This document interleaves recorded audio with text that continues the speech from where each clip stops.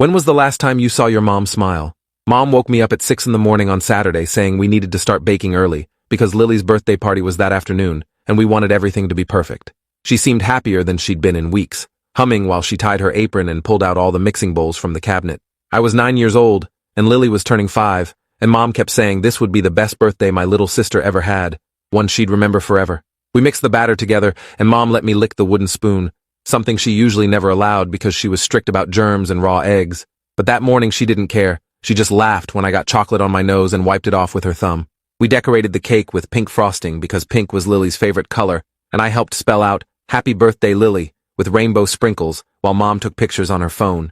She kept saying how proud she was of me for being such a good big brother and how Lily was so lucky to have me. Then she told me to go write a special card for Lily while the cake cooled, something about how much I loved being her big brother and all the things we'd do together as she got older.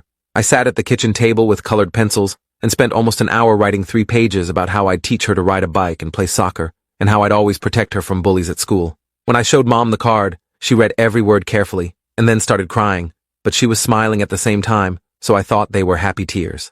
She hugged me so tight I could barely breathe, and kissed the top of my head about 5 times, which was unusual because Mom wasn't typically that affectionate. Dad was always the hugger in our family. Then Mom looked at her watch and said she needed to run to the store real quick to get birthday candles and party hats, because she'd forgotten to buy them yesterday. She asked me to watch Lily, who was still sleeping upstairs in her room, and made me promise not to let her come downstairs until Mom got back because she wanted Lily to see the decorated living room all at once as a surprise. I promised I would, and Mom kissed my forehead one more time, holding my face in both her hands and staring at me with this intense look I didn't understand. "You're such a good big brother, Caleb," she whispered. "Take care of your sister, okay? No matter what happens, you take care of Lily." I thought it was a weird thing to say since she was just going to the store, but I nodded and she grabbed her purse and car keys. I heard the garage door open and her car start up, and then she was gone. That was around 9 in the morning. By 10:30, I started getting a little worried because the store was only 15 minutes away, and she should have been back by now. Lily woke up around 11 and came downstairs asking where Mom was and when her party was starting. I told her Mom went to get supplies and would be back soon, trying to sound confident, even though I was starting to feel anxious in a way I couldn't explain. We sat at the kitchen table with the birthday cake between us, both of us dressed in the nice clothes Mom had laid out for us the night before. Lily kept asking if she could have a piece of cake, and I kept saying we had to wait for Mom and the candles. By noon, I called Dad at his office downtown because I didn't know what else to do, and I was really scared now that something had happened to Mom. Dad answered on the second ring, and I could hear papers shuffling in the background and other people talking. "Hey buddy, what's up? Is everything okay?" His voice sounded normal and relaxed, like it was just a regular Saturday, and he had no idea anything was wrong. I told him Mom had left 3 hours ago to get birthday supplies and hadn't come back yet, and I didn't know what to do because Lily was asking for her, and I was supposed to be watching her, but I was worried. There was a long silence on the other end of the phone, so long that I thought the call had dropped. But then Dad's voice came back and it sounded completely different, tight and strained like he was having trouble breathing. "Stay right there with Lily. Don't go anywhere. I'm coming home right now." He hung up before I could ask any questions. Dad got home 20 minutes later, which meant he must have driven way faster than he should have because his office was normally 30 minutes away. He came through the front door looking pale and scared in a way I'd never seen before. His tie loosened, and his shirt wrinkled like he'd been pulling at it. He saw me and Lily sitting at the kitchen table with the birthday cake, and stopped in the doorway, just staring at us with this expression that made my stomach hurt. "Where's Mom?" Lily asked him, swinging her legs under the chair. "When is my party starting?" "Caleb made me a really long card and I want to read it, but he said I have to wait." Dad didn't answer her. He just walked past us toward the stairs, and I heard him running up to the second floor. I heard doors opening and closing, drawers being pulled out, and then this sound that I'd never heard my father make before, something between a gasp and a sob. He came back downstairs a few minutes later, and his eyes were red. "Did you check the garage?" I asked, suddenly thinking maybe Mom had come home and I just hadn't heard her because Lily had been talking so much. Dad shook his head and went through the kitchen to the door that led to the garage, and I heard him open it, and then heard him say a word he never usually said in front of us. He came back and looked at me and Lily, and I could tell he was trying to figure out what to say. "Is Mom okay?" I asked, my voice coming out smaller than I wanted. "Did something happen to her?" Dad sat down in the empty chair at the table, the one where Mom usually sat, and he put his head in his hands for a minute. Then he lifted his head and tried to smile, but it didn't reach his eyes at all. "Your mom had to go away for a while," he said carefully, like he was choosing each word with extreme caution. "She left a note for me, and she wanted me to tell you both that she loves you very much." Lily's face scrunched up in confusion. "But it's my birthday. She can't go away on my birthday. She promised we'd have a party." Dad's fake smile disappeared, and he looked at the birthday cake sitting between us with its pink frosting and rainbow sprinkles. "I know, sweetheart. I know she promised." But sometimes grown-ups have problems that kids don't understand, and your mom needed to leave for a little while to work on those problems. I felt something cold spreading through my chest, because I was old enough to understand that Dad wasn't telling us the complete truth, that there was something bigger and worse happening that he was trying to hide from us. "Where did she go?" I demanded. "When is she coming back?" Dad looked at me, and I saw something in his face that terrified me more than anything else that day. It was the look of someone who genuinely didn't know the answer to a question. "I don't know, Caleb. The note didn't say. She just said she couldn't do this anymore and that she was sorry." Lily started crying then, not understanding what was happening but sensing from our faces that something was very wrong. "I want Mommy," she kept saying over and over. "It's my birthday, and I want Mommy." Dad picked her up and held her while she cried into his shoulder, and I just sat there staring at the cake that Mom and I had made together just a few hours ago when everything had still been normal. That's when I noticed the corner of a piece of paper sticking out from under the cake stand. I pulled it out carefully and saw it was a note in Mom's handwriting, folded in half. My hands were shaking as I unfolded it and read the words she'd written. "I'm sorry. I can't be their mother anymore. I've tried so hard, but I'm failing them every day, and they deserve better than what I've become. Tell them I love them. Tell them this isn't their fault." The cake was the last good thing I could give them. I showed the note to Dad and watched his face crumple as he read it. He set Lily down gently and went to the kitchen counter where Mom kept her laptop, opening it and typing in her password. I saw him checking her email and her bank account, his face getting more and more tense with each click. "She withdrew all the money from our joint savings account yesterday," he said quietly, more to himself than to us. "She's been planning this." He called Mom's cell phone and we all heard it ringing from somewhere upstairs. He went up and came back down holding her phone, which she'd left on her nightstand deliberately so he couldn't track her or call her. He tried calling her parents, my grandparents, but they said they hadn't heard from her and didn't know where she'd gone. He called her sister Aunt Melissa, who lived 2 states away, and I heard him explaining the situation in a low, urgent voice while pacing around the living room. When he hung up, his face told me that Aunt Melissa didn't know anything either. "I need to call the police," Dad said, pulling out his own phone. But then he stopped and looked at me and Lily, and I could see him trying to decide what to do. If he called the police, he'd have to explain everything to them, and that would make it real and official that our mother had abandoned us. If he didn't call them, he'd have no way to find her or know if she was safe. He ended up calling them, and 2 officers showed up at our house about 30 minutes later. They were nice to us, but I could tell from their faces that they'd seen situations like this before, mothers who just left one day and didn't come back. They asked Dad a lot of questions about whether Mom had been depressed or acting strange lately, whether they'd been fighting, whether there was anyone she might have gone to stay with. Dad tried to answer everything honestly, but I could hear the frustration in his voice because he clearly didn't have the answers they needed. One of the officers, a woman named Officer Patricia Reeves, knelt down to talk to me while the other one talked to Dad in the kitchen. "Did your mom say anything unusual to you this morning?" she asked gently. "Anything that seemed strange or different?" I thought about how Mom had let me lick the spoon, how she'd hugged me so tight it hurt, how she'd made me promise to take care of Lily no matter what. I told Officer Reeves all of that, and I saw her exchange a look with her partner that I didn't fully understand at the time, but would understand later. "It sounds like your mom was saying goodbye to you," she said softly, "even if you didn't realize that's what was happening." The officers took the note Mom had left and photographed it for their records. They said they'd put out a missing person report and check traffic cameras and her credit card activity, but they explained that adults have the legal right to leave if they want to, and unless there was evidence that Mom was in danger or was a danger to herself, there wasn't much they could do beyond trying to locate her. After they left, Dad sat us down in the living room and tried to explain what was going to happen next. He'd have to take time off work to take care of us until he could figure out childcare. We'd have to tell people at school and in the neighborhood that Mom was gone. We'd have to learn how to function as a family without her. Lily didn't really understand. She was only 5 and kept asking when Mommy was coming back to finish her birthday party, but I understood enough to know that our lives had just changed forever. That night, Dad tried to salvage Lily's birthday by putting candles in the cake and singing to her, but it was the saddest birthday song I'd ever heard. Just the 3 of us sitting at the kitchen table in the house that suddenly felt huge and empty without Mom in it. Lily blew out her candles and made a wish, and I knew without asking that she'd wished for Mom to come home. We each had a slice of cake that tasted like dust in my mouth because all I could think about was Mom's hands guiding mine while we mixed the batter, her smile when we'd finished decorating it, the way she'd looked at me like she was trying to memorize my face. The next morning was Sunday, and Dad made us breakfast, but none of us ate much. He'd been up most of the night looking at Mom's things, trying to find clues about where she might have gone. He discovered that she'd taken some clothes, but not all of them, her toothbrush and some toiletries, but she'd left behind her wedding ring on the bathroom counter. That detail seemed to hurt Dad more than anything else, the deliberate removal and abandonment of her wedding ring. He called the police again to update them with new information, but they said there was still no activity on her credit cards and no sign of her car. By Monday morning, Dad had to tell our school what had happened. I remember the principal, Mrs. Laura Whitmore, calling me into her office and speaking to me in that careful, gentle voice adults use when they're talking to a kid going through trauma. She said I could talk to the school counselor anytime I needed to, and that my teachers would understand if my grades slipped for a while. I hated the way everyone at school looked at me after that, with pity and curiosity mixed together. Kids asked me where my mom went, and I didn't know what to tell them because I didn't actually know the answer. Lily's kindergarten teacher, Miss Jennifer, called Dad in for a meeting because Lily kept saying her mom was coming back any day now to finish her birthday party, and the teacher was worried that Lily wasn't processing what had actually happened. Dad tried to explain to Lily that Mom might not be coming back for a long time, maybe not ever, but Lily refused to believe it. She kept setting a place for Mom at the dinner table and saving drawings to show her when she got home. A week passed with no word from Mom.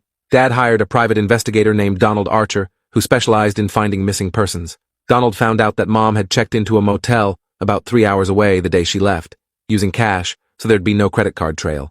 She'd stayed there for 2 nights, and then checked out, and after that, the trail went cold. Donald showed Dad security camera footage from the motel parking lot, and Dad watched it alone in his office with the door closed, but I heard him crying afterward.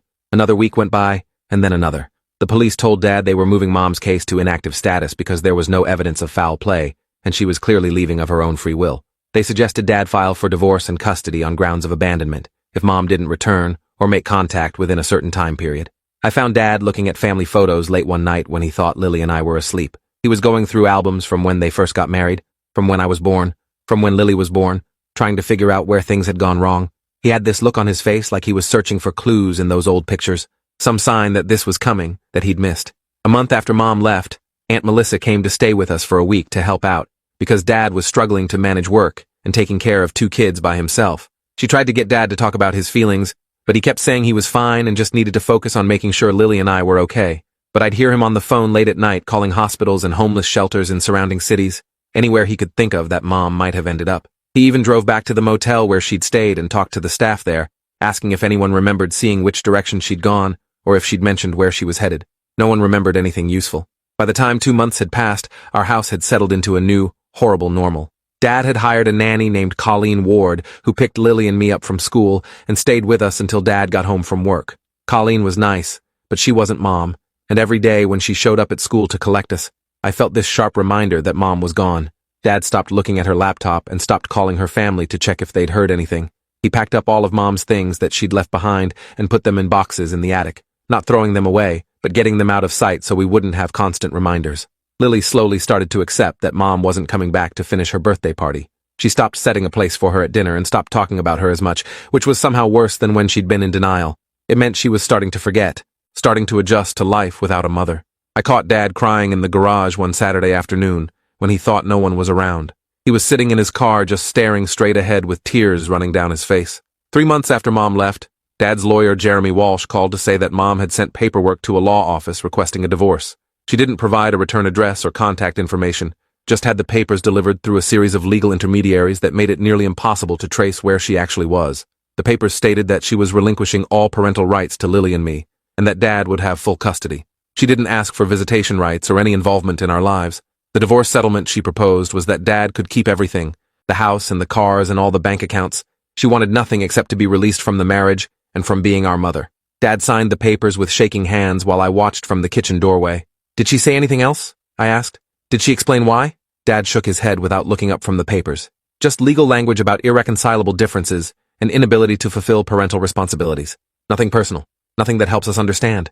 Jeremy took the signed papers and said he'd file them with the court and that the divorce would probably be finalized within another month or 2. After he left, Dad finally broke down completely. He sat at the kitchen table where we'd had Lily's birthday cake 3 months ago, and he cried harder than I'd ever seen anyone cry. I failed her somehow, he kept saying. I must have failed her, and I didn't even realize it. I wanted to comfort him, but I was only 9 years old, and I didn't know how to help an adult who was falling apart. I just stood there watching my father cry and feeling helpless and angry at Mom for doing this to all of us. 4 months after she left, we got a letter in the mail with no return address. It was addressed to me and Lily in Mom's handwriting, and Dad opened it carefully like it might explode. Inside was a single page. Mom had written, "Dear Caleb and Lily, I know you probably hate me and I don't blame you. I hate myself for what I did. But I need you to understand something even though you're too young to fully understand it now. I was drowning. Every single day I woke up and felt like I was drowning and I couldn't breathe and I couldn't see a way out. It wasn't because of you or because I didn't love you. You two are the best things I ever did in my life. But somewhere along the way, I lost myself completely, and I didn't know who I was anymore besides someone's wife and someone's mother. I tried to be strong and I tried to keep going, but on Lily's birthday morning I woke up and realized I had a choice. I could stay and keep drowning until I did something much worse to hurt you, or I could leave and give you a chance to have a better life without me dragging you down. I chose to leave because I thought it was the lesser evil. I thought you'd be better off with your dad who is strong and capable and won't fail you the way I was failing you every day. That birthday cake was my way of trying to give you one last good memory of me before I disappeared. I wanted you to remember me smiling and happy, not the broken person I'd become. I hope someday when you're older you can forgive me. I hope you have amazing lives. I hope you forget about me and move on because that's what you deserve. I love you more than you'll ever know. Mom. Dad read it twice and then handed it to me. I read it and felt anger burning in my chest because how dare she talk about drowning and being broken when she was the one who chose to leave. She made the choice to abandon us instead of getting help or talking to someone or doing literally anything else besides baking a cake and disappearing. Lily was too young to read it herself, so Dad had to read it out loud to her in simplified language. And she asked why Mom couldn't have just told us she was sad instead of leaving. Adults don't always make sense, sweetheart, was all Dad could say. We never heard from Mom again after that letter. Dad kept the letter in a safe place even though I told him I wanted to throw it away. He said someday we might want to read it again when we were older and could understand it differently. The divorce was finalized 5 months after she left. Dad got full custody of us, and Mom's parental rights were legally terminated. On paper, it was like she'd never been our mother at all. But in reality, her absence shaped everything about our lives from that day forward. Lily grew up barely remembering Mom, just having vague memories of someone who used to read her bedtime stories and sing to her.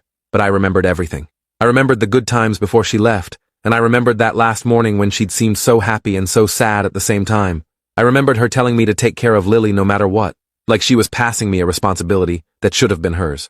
As I got older, I went back and forth between hating Mom for what she did and trying to understand her struggles. Dad never remarried and never dated anyone seriously because he said he couldn't trust his own judgment about people anymore.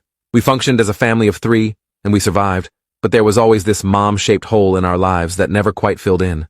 When I was 16, I found Dad looking at that birthday cake photo on his phone late one night. It was the picture Mom had taken of me spelling out Lily's name in sprinkles, and you could see just the edge of Mom's reflection in the kitchen window behind me, smiling. Do you think she ever regrets it? I asked him. Leaving us, I mean. Dad looked at the photo for a long time before answering. I think she regrets it every single day, but I also think she's too broken or too ashamed to come back and try to fix what she destroyed. Some people run away from their problems, and then they run so far that they can't find their way back even if they want to. We never found out where Mom ended up or what her life became after she left us. Sometimes I'd search for her name on social media or run Google searches hoping to find some trace of her, but she'd disappeared completely. It was like she'd erased herself from existence. Lily asked me once when she was 12 what I remembered most about Mom, and I told her about the birthday cake morning. I told her how happy Mom had seemed, how she'd sung while we baked, how she'd let me lick the spoon and hadn't cared about germs. I told her about the 3-page card I'd written and how Mom had cried reading it. I told her how Mom had hugged me so tight and made me promise to take care of her. Was she saying goodbye even then? Lily asked. While she was smiling and acting happy, was she already planning to leave? I nodded. Yeah, I think she was. I think that whole morning was her way of saying goodbye without us knowing that's what was happening. Lily was quiet for a minute and then said, I wish I could remember her better. I wish I had more than just the birthday cake story. That's the thing, though, I told her. That birthday cake story was supposed to be your best memory of Mom. She engineered that whole morning to be perfect, so you'd remember her as someone who loved you and wanted to make you happy. Instead, it became the memory of the day she left. She tried to give us something good, and it turned into something terrible. When I turned 18 and left for college, Dad helped me move into my dorm, and we stood there in my new room surrounded by boxes. You know what I regret most? He said suddenly. I regret that the last time I saw your mother smile was in old photos. I wasn't there that morning when she was baking with you. I didn't get to see her happy one last time. You and Lily did, and I know that's both a gift and a curse, but at least you got to see her smile even if you didn't know it was goodbye. I thought about that a lot over the years. When was the last time I saw my mom smile? It was that Saturday morning when I was 9 years old, when she was baking a birthday cake with me and singing and letting me lick the spoon. It was when she hugged me tight and told me to take care of my little sister. It was when she kissed my forehead and said I was such a good big brother. She was smiling the whole time, right up until the moment she walked out the door and disappeared from our lives forever. That smile haunts me, because it was real and fake at the same time. She was genuinely happy to be spending that time with me, making one last good memory, but she was also performing happiness, putting on a show so I wouldn't suspect what was about to happen. Now I'm 26 years old, and Lily is 22, and we're both adults trying to build lives that aren't defined by the mother who left us. Dad is in his late 50s and finally started dating someone seriously last year, a kind woman named Dorothy Mills, who lost her husband to cancer and understands what it's like to rebuild after loss. Sometimes when I'm having a particularly hard day, I think about that birthday cake and that smile, and I wonder if Mom thinks about it too. Wherever she is, I wonder if she remembers how happy she looked that morning, or if the guilt has rewritten that memory into something darker. I wonder if she knows that the last time I saw her smile became the defining moment of my childhood, the moment that taught me that happy moments can be lies, that people you love can disappear, that nothing is as permanent or reliable as you think it is. Lily asked me again recently. We were having dinner at Dad's house, and the question just came up naturally. When was the last time you saw Mom smile? And I told her the same story I've told her dozens of times before, about the birthday cake and the pink frosting and the rainbow sprinkles. But this time, I added something I'd never said before. The last time I saw Mom smile was the morning she left us. And even though that smile was connected to the worst day of our lives, I'm still glad I got to see it. Appreciate you watching this far. If you enjoyed it, drop a like, leave a comment, and subscribe so you won't miss the next story.